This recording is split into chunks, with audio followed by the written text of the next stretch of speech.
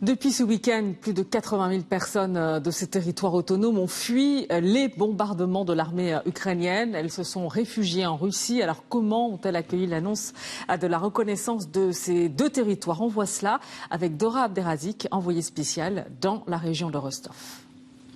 La nuit a été courte ici à Rostov où depuis vendredi, selon les services de sécurité russes, plus de 68 500 réfugiés ont traversé la frontière avec le Donbass pour fuir les tirs de l'armée ukrainienne.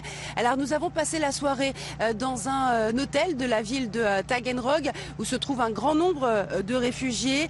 Et ce que je peux vous dire, c'est que un grand nombre de personnes attendaient avec impatience l'intervention du président russe. Aussitôt après l'annonce par Vladimir Poutine de la reconnaissance de l'indépendance des républiques autoproclamées de Donetsk et de Lugansk, eh bien on assistait à une explosion de joie, beaucoup d'émotions, parfois même des larmes. Je vous propose d'écouter ces quelques réactions. Les mots me manquent pour exprimer mes émotions. Nous sommes vraiment reconnaissantes. Merci la Russie. Merci pour tout ce que vous avez fait pour nous. Nous sommes très heureuses que vous nous ayez reconnus. Les mots me manquent. Sans la Russie, il n'y aurait plus de Donetsk ou de Lugansk depuis longtemps. Je veux crier.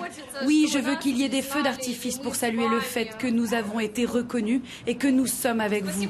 Merci à nos hommes. Merci à la Russie. À nos hommes, oui, qui sont à Donetsk. Nos hommes qui sont dans les rues là-bas, nous leur sommes reconnaissantes parce qu'ils défendent notre pays.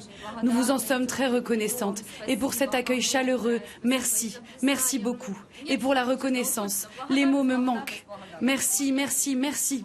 On attendait ça depuis très longtemps. Nous voulons crier, crier, crier.